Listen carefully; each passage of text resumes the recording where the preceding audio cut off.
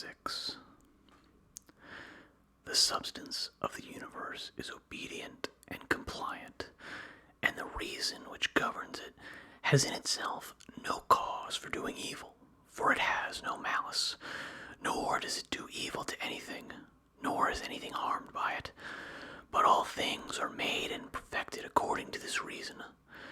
Let it make no difference to thee whether thou art cold or warm, if thou art doing thy duty, and whether thou art drowsy or satisfied with sleep, and whether ill-spoken or praised, and whether dying or doing something else.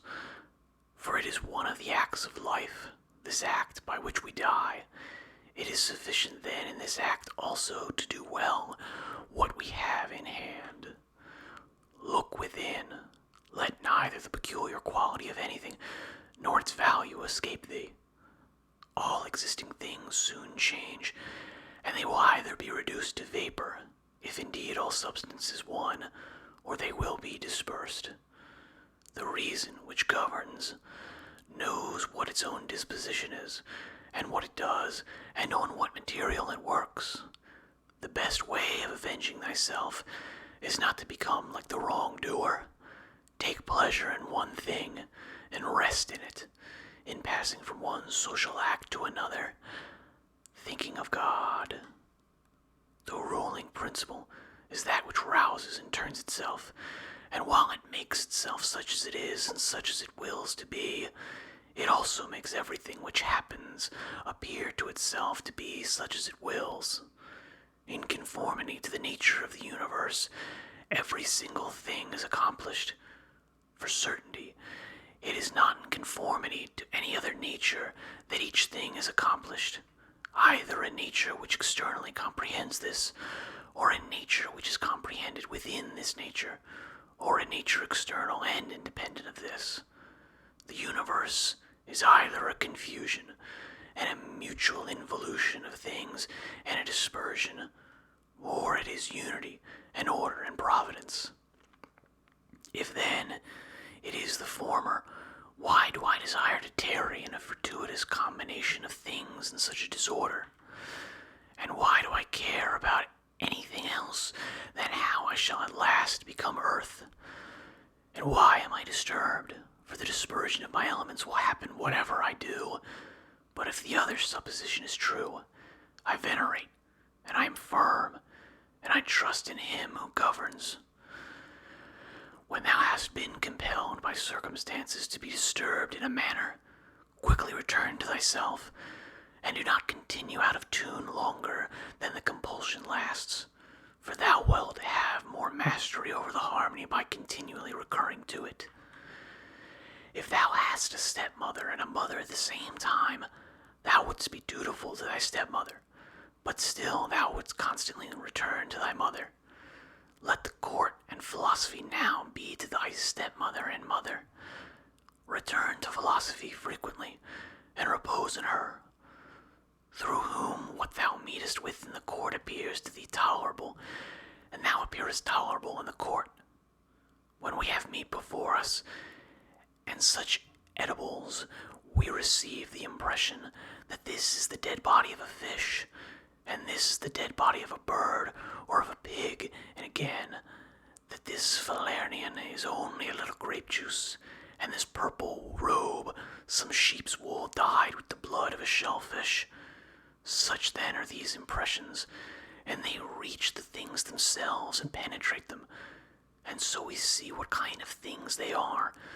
Just in the same way ought we to act all through life, and where there are things which appear most worthy of our approbation, we ought to lay them bare, and look at their worthiness, and strip them of all the words by which they are exalted.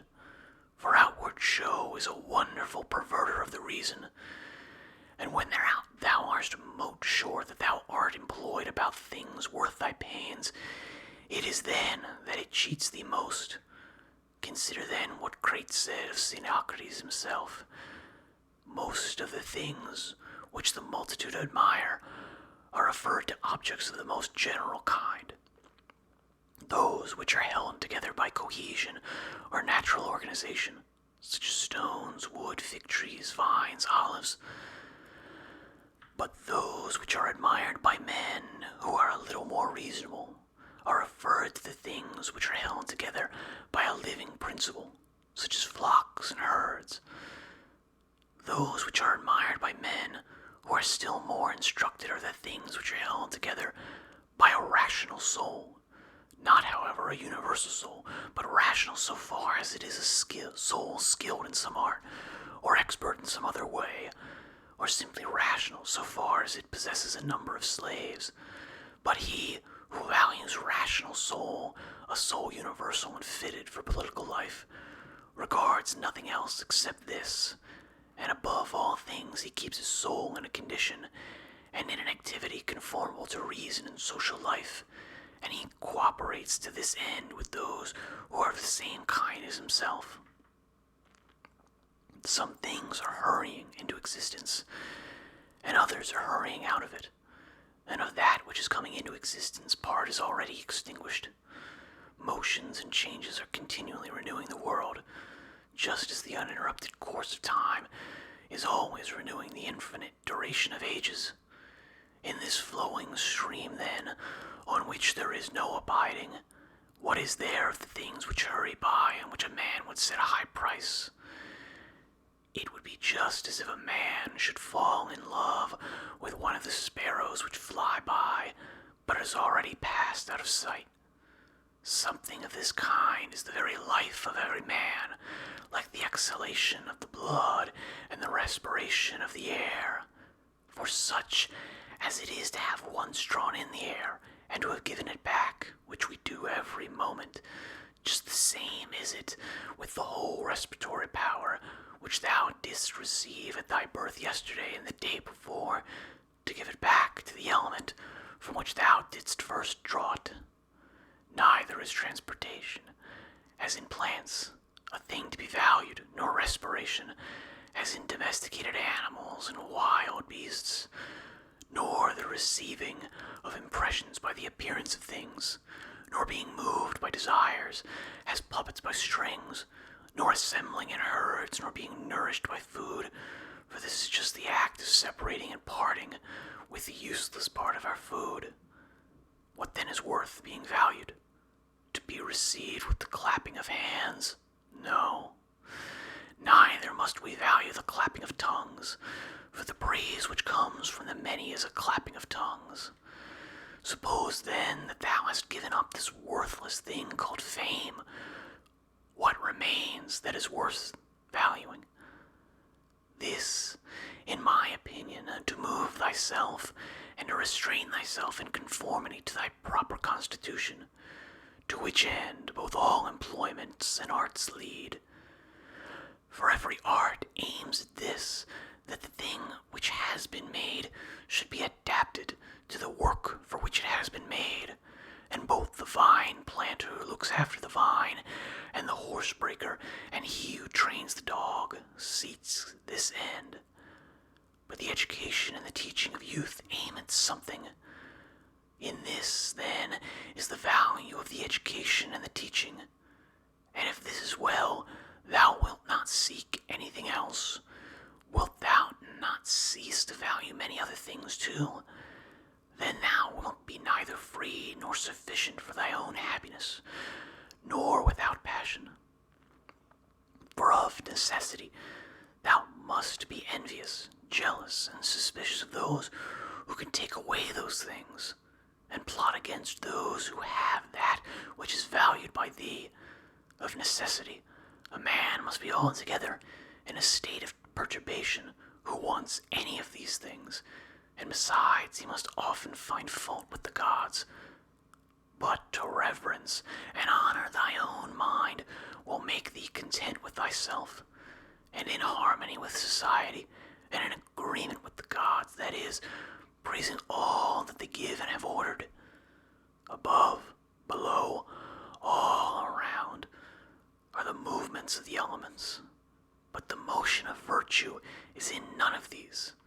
It is something more divine, and advancing by a way hardly observed, it goes happily on its own road. How strangely men act, praise those who are living at the same time and living with themselves, but to be themselves praised by posterity, by those whom they have never seen or ever will see. This they set much value on. But this is very much the same as if thou shouldst be grieved because those who have lived before thee did not praise thee. If a thing is difficult to be accomplished by thyself, do not think that it is impossible for man. But if anything is possible for man, and conformable to his nature, think that this can be attained by thyself too. In the gymnastic exercises, suppose that a man has torn thee with his nails, and by a dashing against thy head has inflicted a wound. Well, we neither show any signs of vexation, nor are we offended, nor do we suspect him afterwards as a treacherous fellow, and yet we are on guard against him, not however as an enemy, nor yet with suspicion, but we quietly get out of his way.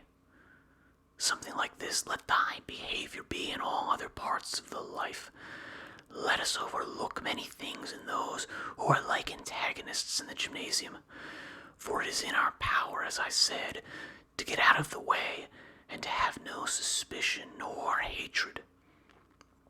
If any man is able to convince me and show me that I do not think or act right, I will gladly change, for I seek the truth by which no man was ever injured. But he is injured who abides in his error and ignorance. I do my duty. Other things trouble me not, for they are either things without life, or things without reason, or things that have rambled and know not the way. As to the animals which have no reason, and generally all things and objects, do thou, since thou hast reason and they have none, make use of them with a generous and liberal spirit. But towards human beings, as they have reason, behave in a social spirit, and on all occasions call on the gods, and do not perplex thyself about the length of time in which thou shalt do this, for even 3 hours so spent are sufficient. Alexander the Macedonian and his groom by death were brought to the same state, for either they were received among the same seminal principles of the universe, or they were alike dispersed among the atoms. Consider how many things in the same indivisible time take place in each of us, things which concern the body, and things which concern the soul, and so thou wilt not wonder if many more things, or rather all things which come into existence, and that which is the one and all, which we call cosmos, exist in it at the same time. If any man should propose to thee the question how the name Antoninus is written, wouldst thou with a straining of the voice utter each letter? What then if they grow angry? Wilt thou be angry too? Wilt thou not go on with composure and number every letter? Just so then in this life also remember that every duty is made up of certain parts. These it is thy duty to observe, and without being disturbed or showing anger towards those who are angry with thee, to go on thy own way, and finish that which is set before thee. How cruel it is not to allow men to strive after the things which appear to them to be suitable to their own nature and profitable, and yet in a manner thou dost not allow them to do this, when thou art vexed because they do wrong. For they are certainly moved towards things because they suppose them to be suitable to their nature and profitable to them. But it is not so. Teach them then, and show them without being angry. Death is a cessation of the impressions through the senses, and of the pulling of the strings which move the appetites, and of the discursive movements of the thoughts, and of the service to the flesh. It is a shame for the soul to be first to give way in this life, when thy body does not give way. Take count that thou art not made into a Caesar, that thou art not dyed with this dye, for such things happen. Keep thyself then simple, good, pure, serious, free from affection, a friend of justice, a worshipper of the gods, kind, affectionate, strenuous in all proper acts. Strive to continue to be such as philosophy wished to make thee. Reverence the gods and help men. Shortest life. There is only one fruit of this terrene life, a pious disposition and social acts. Do everything as a disciple of Antoninus. Remember his constancy in every act, which was conformable to reason, and his evenness in all things, and his piety, and the serenity of his countenance, and his sweetness, and his disregard of empty fame, and his efforts to understand things, and how he would never let anything pass without having first most carefully examined it and clearly understood it, and how he bore with those who blamed him unjustly without blaming them in return, how he did nothing in a hurry, and how he listened not to calumnies, and how exact an examiner of manners and actions he was, and not given to reproach people, nor timid, nor suspicious, nor a sophist, and with how little he was satisfied, such as lodging, bed, dress, food, servants, and how laborious and patient, and how he was able, on account of his sparing diet, to hold out to the evening, not even requiring to relieve himself by any evacuations except at the usual hour, and his firmness and uniformity in his friendships, and how he tolerated freedom of speech in those who opposed his opinions, and the pleasure that he had when any man showed him anything better, and how religious he was without superstition. Imitate all this, that thou mayest have as good a conscience when thy last hour comes as he had. Return to thy sober senses, and call thyself back, and when thou hast roused thyself from sleep, and hast perceived that they were only dreams which troubled thee, now in thy waking hours look at these, the things about thee, as thou didst look at those, your dreams. I consist of a little body and a soul. Now to this little body all things are indifferent, for it is not able to perceive differences, but to the understanding those things only are indifferent, which are not the works of its own activity. But whatever things are the works of its own activity, all these are in its power. And of these, however, only those which are done with reference to the present. For as to the future and the past activities of the mind, even these are for the present indifferent. Neither the labor which the hand does, nor that of the foot is contrary to nature, so long as the foot does the foot's work and the hand the hand's. So then, neither to a man as a man is his labor contrary to nature, so long as it does the things of a man. But if labor is not contrary to his nature, neither is it an evil to him. How many pleasures have been enjoyed by robbers, patricides, tyrants? Dost thou not see how the handicraftsmen accommodate themselves up to a certain point to those who are not skilled in their craft?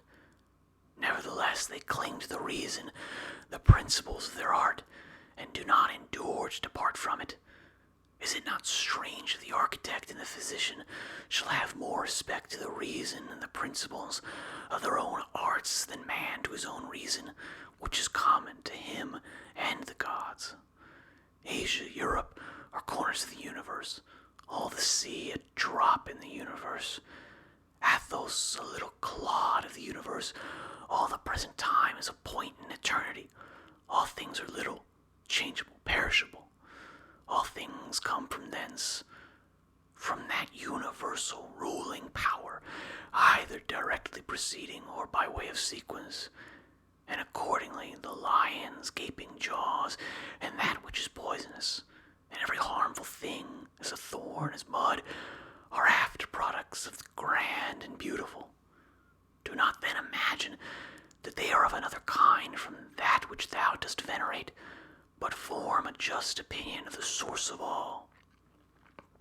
He, has seen present things has seen all, both everything which has taken place from all eternity, and everything which will be for time without end. For all things are of one kin and of one form.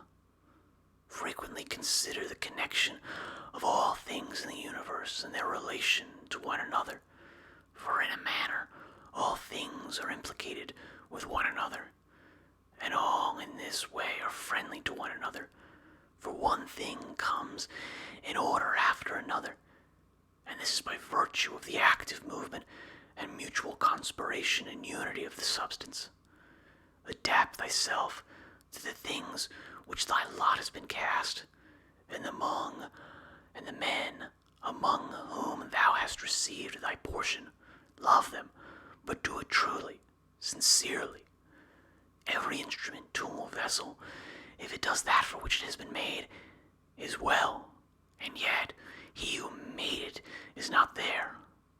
But in the things which are held together by nature, there is within, and there abides in them the power which made them. Wherefore the more is it fit to reverence this power, and to think that, if thou dost live and act according to its will, everything in thee is in conformity to intelligence. And thus also in the universe, the things which belong to it are in conformity to the intelligence.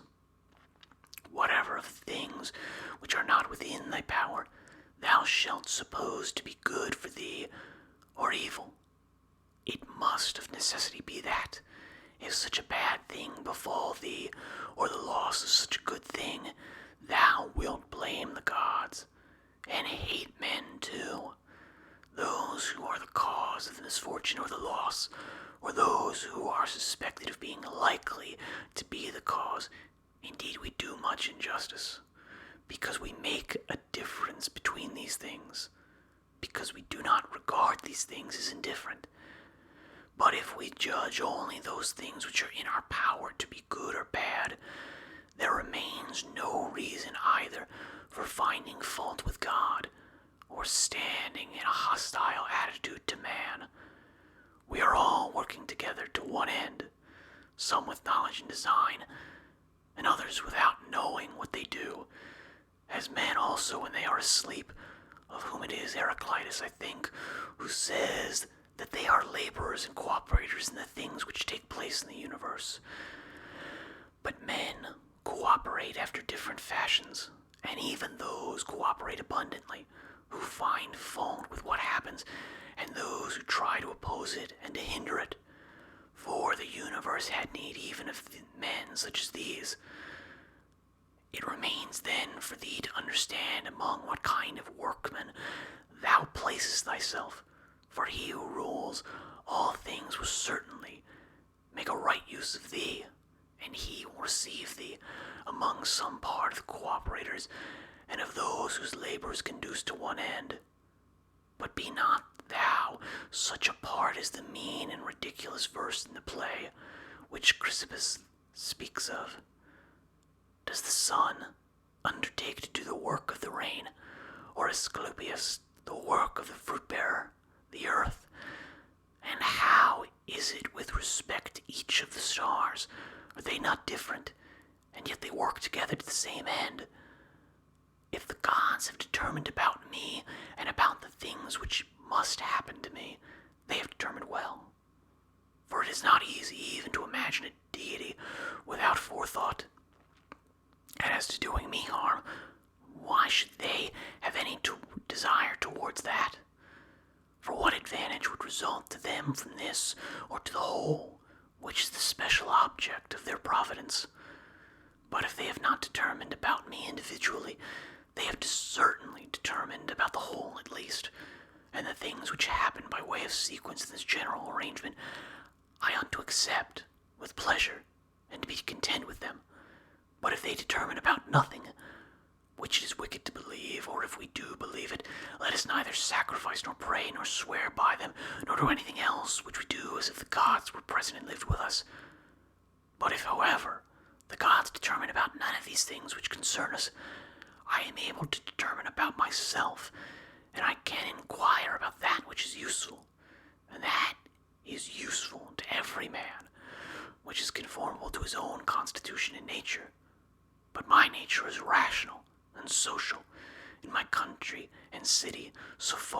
time, Antoninus, is Rome, but so far as I am a man, it is the world.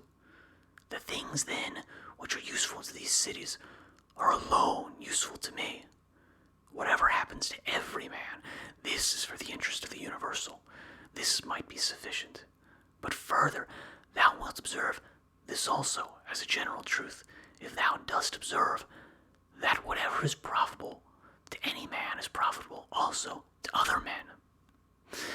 But let the word profitable be taken here in the common sense, as said as things of the middle kind, neither good nor bad, as it happens to thee in the amphitheater and such places, that the continual sight of the same things and the uniformity make the spectacle wearisome. So it is in the whole of life, for all things above, below, are the same and from the same. How long, then? Think continually that all kinds of men and of all kinds of pursuits and of all nations are dead, so that thy thoughts come down even to Philistion and Phobos and Origion. Now turn thy thoughts to the other kinds of men. To that place, then, we must remove, where there are so many great orators and so many noble philosophers. Heraclitus, Pythagoras, Socrates, so many heroes of former days, and so many generals after them, and tyrants. Besides these, Eudoxus, Hipparchus, Archimedes, and other men of acute natural talents, great minds, lovers of labor, versatile, confident, mockers even of the perishable and ephemeral life of man, as Menipus and such as him are like. As to all these, consider that they have long been in the dust. What harm then is this to them? And what to those whose names are altogether unknown? One thing here is worth a great deal, to pass thy life in truth and justice, with a benevolent disposition, even to liars and unjust men. When thou wishest to delight thyself, think of the virtues of those who live with thee. For instance, the activity of one, and the modesty of another, and the liberality of a third, and some other good quality of a fourth. For nothing delights so much as the examples of the virtues, when they are exhibited in the morals of those who live with us and present themselves in abundance, as far as possible. Wherefore we must keep them before us. Thou art not dissatisfied, I suppose, because thou weighest only so many litrae, and not 300. Be not dissatisfied, then, that thou must live only so many years and not more. For as thou art satisfied with the amount of substance which has been assigned to thee, so be content with the time. Let us try to persuade them, these men, but act even against their will, when the principles of justice lead that way. If, however, any man, by using force, stands in thy way, betake thyself to contentment and tranquility, and at the same time employ the hindrance towards the exercise of some other virtue.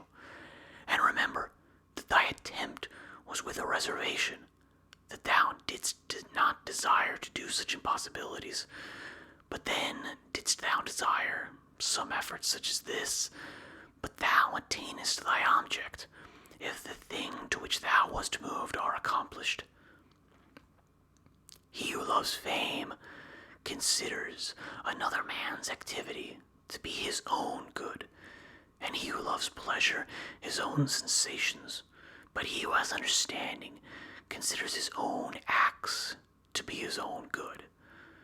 It is in our power to have no opinion about such a thing, and not to be disturbed in our soul, for things themselves have no natural power to form our judgments. Accustom thyself to attend carefully to that what is said by another, and as much as it is possible be in the speaker's mind. That which is not good for the swarm, neither is it good for the bee. If sailors abused the helmsman, or the sick the doctor, would they listen to anybody else? Or how could the helmsman secure the safety of those in the ship, or the doctor the help of those whom he attends? How many together with whom I came into the world are already gone out of it? To the jaundiced, honey tastes bitter, and to those bitten by mad dogs, water causes fear, and to little children the ball is a fine thing. Why then am I angry? Dost thou think that a false opinion has less power than the bile in the jaundiced, or the poison is him who is bitten by the mad dog? No man will hinder thee from living according to the reason of thy own nature. Nothing will happen to thee contrary to the reason of the universal nature. What kind of people are those whom men wish to please, and for what objects and by what kinds of acts? How soon will time cover all things, and how many it has covered already?